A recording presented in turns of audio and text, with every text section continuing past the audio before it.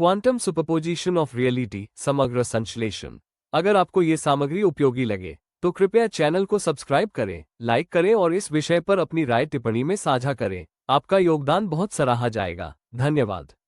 हमने quantum superposition के स्वभाव से शुरुआत की, जहां एक क्वांटम घटना के कई संभावित परिणाम एक साथ मौजूद होते हैं। इस विचार ने वेव फंक्शन कोलैप्स तरंग कार्य का संकोचन की अवधारणा की खोज की, जहां एक बार अवलोकन या माप किया जाता है तो क्वांटम प्रणाली किसी एक संभावित स्थिति में संकुचित हो जाती है। इस चर्चा का एक महत्वपूर्ण पहलू यह था कि पर्यवेक्षक निर्भर संकोचन क्वांटम घटनाओं के परिणाम निर्धारित करने में महत्वपूर्ण भूमिका निभाता है। इस विचार ने यह सुझाव दिया कि चेतना या परसेप्शन क्वांटम प्रणालियों की स्थिति को प्रभावित कर सकती है। इसके बाद हमने विभिन्न प्रजातियों के दृष्टिकोण से समय और स्थान की प्रकृति की जांच की। शुरुआत एक सरल उदाहरण से की।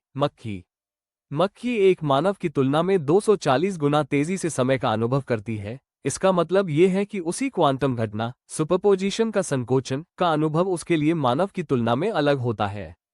इसने यह विचार उत्पन्न किया कि क्वांटम वेव फंक्शन का संकोचन विभिन्न पर्यवेक्षकों के दृष्टिकोण के आधार पर अलग हो सकता है। संकोचन भले ही उसी क्वांटम वास्तविकता में हो, विभिन्न क्षणों में हो सकता है और एक ही घटना के विभिन्न धारणाओं का परिणाम हो सकता है। इसलिए हमने ये सुझाव दिया कि दो अलग अलग संकोचन दो पर्यवेक्षकों, जैसे एक मानव और एक मक्खी, के लिए हो सकते हैं, भले ही घटना एक साझा वास्तविकता में घटित हो।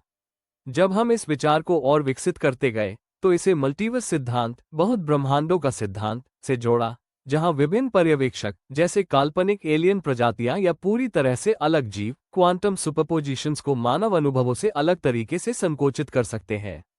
ये प्रजातियां अपनी संवेदी क्षमताओं के साथ पूरी तरह से अलग धारणा विधियां हो सकती हैं, जो उनके द्वारा अनुभव की जाने वाली वास्तविकता को आकार देती हैं।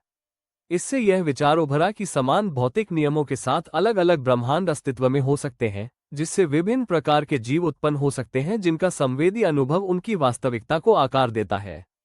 इसके बाद हमने विभिन्न पैमानों पर, प्लैंक स्केल से लेकर ब्रह्मांडीय संरचनाओं तक, अव्यवस्थित पैटर्नों में प्रणालीगत क्रम की अवधारणा पेश की। प्रकृति में ऊर्जा का ज्यामितीय वितरण, जो छोटे कणों से लेकर विशाल आकाशगंगाओं तक पाया जाता है, एक अंतर्निहित संगठनात्मक पैटर्न का प्रमाण है। ये पैटर्न केवल भौतिक दुनिया में ही नहीं, बल्कि मानव धारणाओं और क्वांटम अवस्थाओं के संकोचन की व्यवस्था को भी दर्शाता है। हमारी त्रि-आयामी वास्तविकता इन पैटर्नों का एक उत्पाद है, और यह उस तरह की सीमाएं निर्धारित करती है जिनसे हम ब्रह्मांड का अनुभव करते हैं।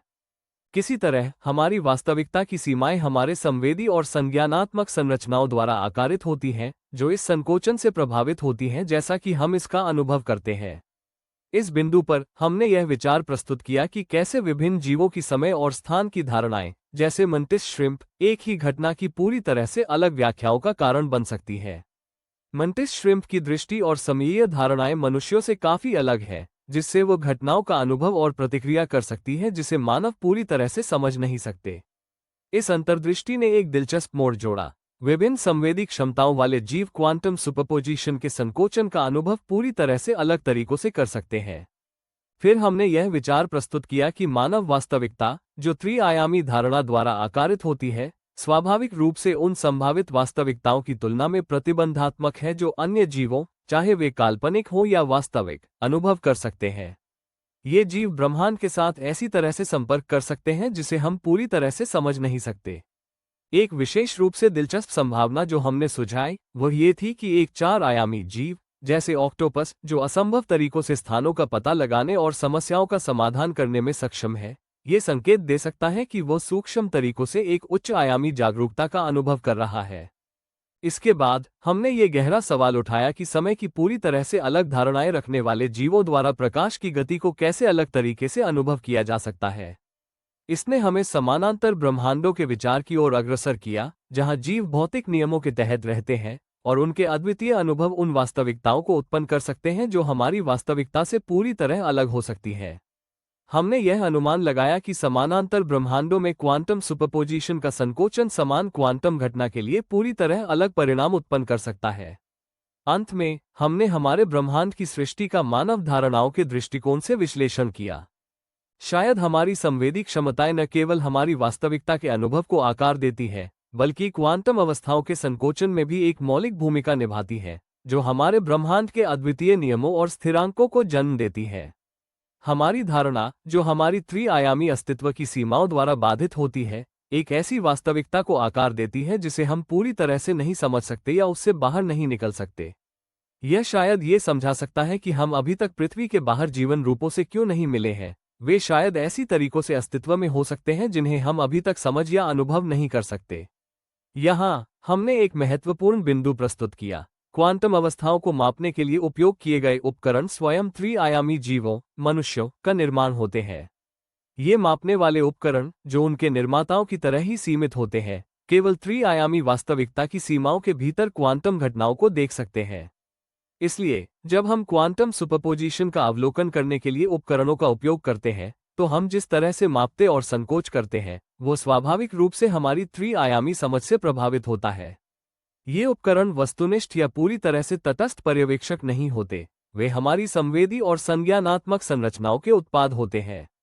यह अंतर्दृष्टि यह सुझाव देती है कि क्वांटम प्रयोगों में दिखाई देने वाला निर्धारित संकोचन केवल अवलोकन के कारण नहीं होता, बल्कि उपकरणों और पर्यवेक्षकों की अंतर्निहित सीमाओं से भी प्रभावित होता है। इन सभी अवलोकनों को एकीकृत करके हम क्वांटम संकोचन और वास्तविकता के स्वभाव के बारे में एक एकीकृत दृष्टिकोण पर पहुंचते हैं। क्वांटम अवस्थाओं का संकोचन गहरे तौर पर पर्यवेक्षक की धारणाओं से जुड़ा हुआ है, जो विभिन्न जीवों की संवेदी और संज्ञानात्मक संरचनाओं के आधार पर भिन्न होता है। ये संकोचन कोई एकल, सार्वभौमिक घटना नहीं है, बल्कि परिणामों की एक श्रृंखला है जो पर्यवेक्षक के अद्वितीय संवेदी अनुभव पर निर्भर करती है, चाहे वह मानव, मक्खी, मंटिस श्रिम्प या किसी अन्य काल्पनिक जीव के रूप में हो। इसके अलावा वास्तविकता की हमारी समझ, जो हमारी त्रिआयामी अस्तित्व की सीमाओं से आकारित होती है, हमें अन्य जीवन रूपों या समानांतर ब्रह्मांडों का अनुभव करने की क्षमता में बाधित करती है, जो भिन्न भौतिक नियमों के तहत काम कर सकते हैं। जो उपकरण हम क्वांटम घटनाओं को मापने और अवलोकन करने के लिए उपयोग करते हैं, वे भी उन्हीं सीमाओं से बाधित होते हैं, ये सुझाव देते हुए कि हमारे अवलोकन और माप स्वाभाविक रूप से व्यक्तिपरक हैं। उच्च आयामी वास्तविकताओं या समानांतर ब्रह्मांडों की संभावना को ध्यान में रखते हुए हम देखते हैं कि भौतिकी के जो नियम हम जानते हैं, वे कई संभावित ढांचों में से एक हो सकते हैं, जो विभिन्न जीवों की संवेदी धारणा से आकारित होते हैं।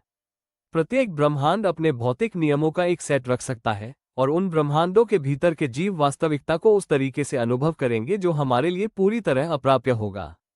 ये समग्र दृष्टिकोण ये सुझाव देता है कि हमारा ब्रह्मांड और हमारा अनुभव एक उत्पाद है हमारी धारणाओं के, जो हमारी त्रिआयामी प्रकृति से सीमित होते हैं। क्वांटम अवस्थाओं का संकोचन, समय और स्थान की प्रकृति और भौतिकी के नियम हमारे पर्यवेक्षक के अद्वितीय अनुभवों से प्रभावित हो सकते हैं। मूल रूप से हमारी वास्तविकता एक व्यक्तिपरक संरचना है, जो हमारी संवेदी संरचनाओं द्वारा आकारित होती है, और जिस ब्रह्मांड का हम अनुभव करते हैं वो अनगिनत संभावनाओं में से एक है, जो उसके निवासियों की धारणाओं द्वारा परिभाषित होती है।